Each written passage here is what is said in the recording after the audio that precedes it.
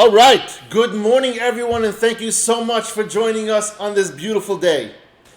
We are in the middle of talking about the 7 areas of distinction as to where a Baal Bitachon and someone who is not on Bitachon today, not yet, what the difference between a Baal Bitachon and someone who lacks Bitachon today. And so we started off, we talked about that a Baal Bitachon, first one we talks about is when it trusts in Hashem. He thanks him for all the good as well as the bad. That was the first one. In our second one, we discussed that one who trusts in Hashem, his heart is always at ease. We spoke about peace of mind. Yesterday we discussed about dealing with successes and failures and understanding that both successes and failures are both part of Hashem's decree and how we deal with that. In the same way we have that bitachon that everything's going to be good, we have to also understand that when things aren't doing seemingly so well, that we have to understand that's from Hashem as well. Today we're going to talk about using extra funds. We spoke about earlier when it comes to making money, that there's 3 portions to our money. One portion is for our own basic sustenance, which Hashem promised for us to have.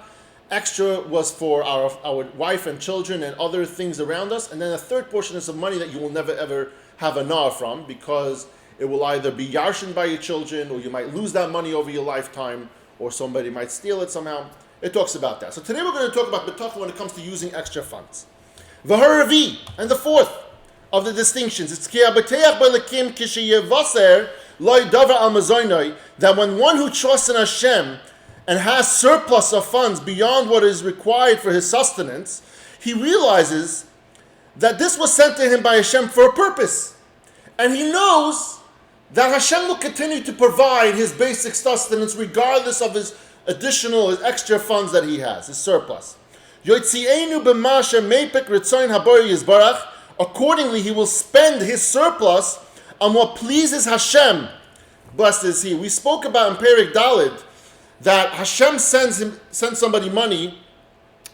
Sometimes he's just the caretaker until he dies, or he leaves it to his heirs, to his yarshim, or until he loses it during his lifetime and it passes to the person for whom it was unknowingly guarding it for. Then it also talks about saving for future needs, and the Rav Av says that a person should be fiscally responsible. He should be financially, sound. That if let's say you're making a chasana in a couple of months, you shouldn't go and just blow your money on anything. You should. It talks about the person who has a lot of money that should only give away a chaimish of his money for tzedakah, and that because it has to do with, because you run the risk of giving away all your money, you're not going to have anything left for yourself. But at the end of the day, Rav Av talks about a person who has extra funds. He understands that the extras in his life is there to give away to others, and that's what Hashem made it there for. Now, and K'moshe Nema, it says in the pasuk, Ki mimimcha hakol miyadcha nasanu lach. It's stated in the Pashas Devar in Divrei Yomim. It says, "For everything is from you, and from your hand have we given to you." Over there, it talks about specifically when David HaMelech, when he was the Yidden were donating generously over there to build up the first Beis HaMikdash, he said to Hashem, he alluded to the idea that no money is our money. The money all belongs to Hashem. He said, "For everything is from you, and from your hand have we given to you." Meaning, Hashem, we're all chipping in over here to build Beis Rishon, but it's not our money that we're doing it with. It's so easy for us to do it because we're using your money, Hashem. We're using your funds to build the Beis HaMikdash. And from there we see that David HaMelech was saying that all the money is Hashem's. All the money that we are using is Hashem's anyway. And so he just wants us to use it in the way he deems fit. By David HaMelech, first Beis HaMikdash, obviously Hashem wanted us to build the Beis HaMikdash. No matter how much money he has saved up, it's not enough because he is worried about what the future might bring. Sorry, I skipped a few. That's by David HaMelech. And then he says the flip side. We go back to that concept. But one who does not trust in Hashem, he does not see the world, all that is being sufficient for his livelihood. Doesn't see that Hashem provided everything for him and the satisfaction of his needs. And so no matter how much money that person makes, and we spoke about this yesterday and last week as well, and no matter how much money he has saved up, it's never enough because he's always worried about the future, what the future might bring.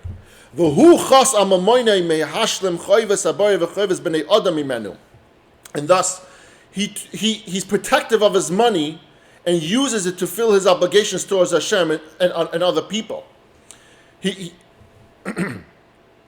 over here he says a person he hesitates to spend, and when he hesitates to spend on mitzvahs, it says ben adam lamakam or ben adam lachaveroi. He speaks about over there. He says over there that if you're going to be hesitant about spending your money on tzedakah, then Hashem will be hesitant to give you money in the future for your basic sustenance. You're worried? Don't be worried. You should know that you're going to be taken care of regardless. Now that you have extra funds, do what Hashem wants. Do the mitzvahs because that's what He gave it to you for. If you're going to be hesitant with that, He'll make sure you'll have what to worry about by only giving you the basic needs of sustenance, and then the extras you won't have.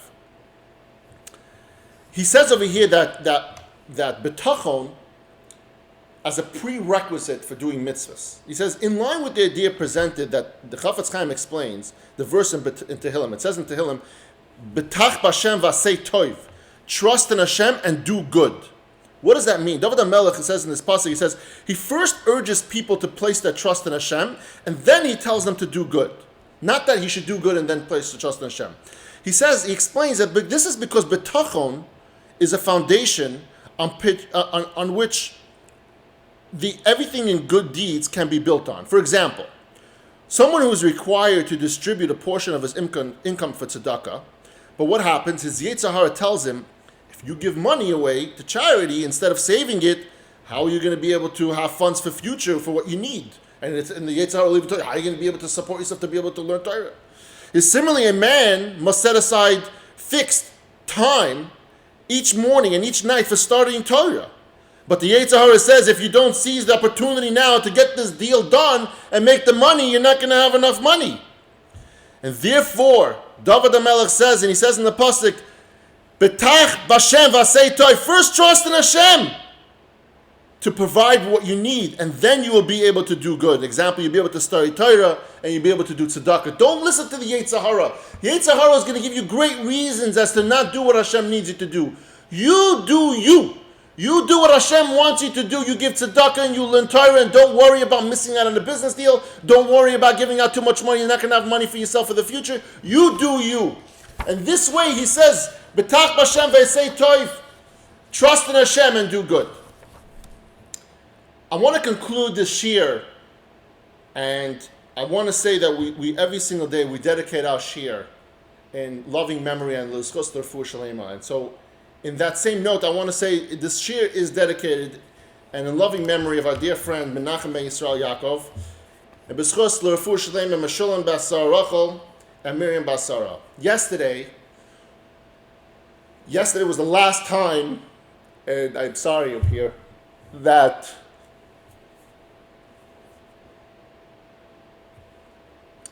we will be able to say l'zchus refuah shalema Rechaba Rivka bas Rachel. My aunt Rivki, who's Rivka bas Gavriel Tzvi today. Hashem called her number and she went up to Shemayim. Yesterday we sat by the Levaya, and I don't even think I had as many tears yesterday as I have today. But we spoke about her. My aunt Rivki happens to be, I was super close to her. I lived around the corner from her for 13 years. And even before I lived around the corner from her, after I was married, that is, when I was a young boy, when I was a teenager, I always hung out at their house. She had 6 children, but she would always say she always had 7, that Avrami was one of her children. She would joke, maybe seriously, she'd say that I'm my favorite nephew. Anytime I'd call the house, my uncle would pick up and he'd say, Rivki, your favorite nephew's on the phone. But a little bit about my aunt. My aunt was a person that loved Hashem. There wasn't a day that you would walk in there in the morning, early in the morning, that she wouldn't be davening Shachris. There wasn't a day that went by that she wouldn't say Tehillim. There wasn't a day that went by that she wouldn't encourage people to say Torah. I know of 2 public forums that over the last few months has mentioned her name and discussed her for Refuah Shalema. It's our forum over here that we do every single day on Shaar Habitachon, as well as her cousin's forum, Sruli Bornstein, who gives Daf Yomi every single day, is very, very well known, and he would mention her name every single day, discuss Refuah Shalema. Yesterday I was telling somebody, I thank you so much for your tefillos after she had passed away, and she said, well, it didn't really help much, and that's not true. Because we know that a neshama, when it goes up there, needs all the zechusim and everything possible, and all the tefillos that we all did for her, that carries her over in Shemayim. But I want to tell you something about my aunt. We learned, and one of the 7 reasons as to why the Torah doesn't talk about schar and olam haba, it says because schar and olam haba is reserved for special goodness and kindness that Hashem gives to those people, for those people who do good by Him. And it talks about that there's an extra special place in olam haba for people who go above and beyond the call of duty. Not for your regular mitzvahs that every single person, that people, we talked about people who spread Torah, people who show extra love and affection for Hashem. My aunt Rivka Bas Gavril Tzri, she was one of those people. She encouraged every single person, especially her children, her husband, to dedicate a life full of Torah. She always made sure that everyone was learning. When I told her that I started learning Shaar Habitachon, and she was sick, she was in the hospital, I FaceTimed her, and I was talking to her. And I told her that my friend David asked me to start giving the shiur, and she lit up. She smiled. She hasn't smiled in weeks prior to that. She was going through so much pain. And my uncle told me that was the first time she ever smiled.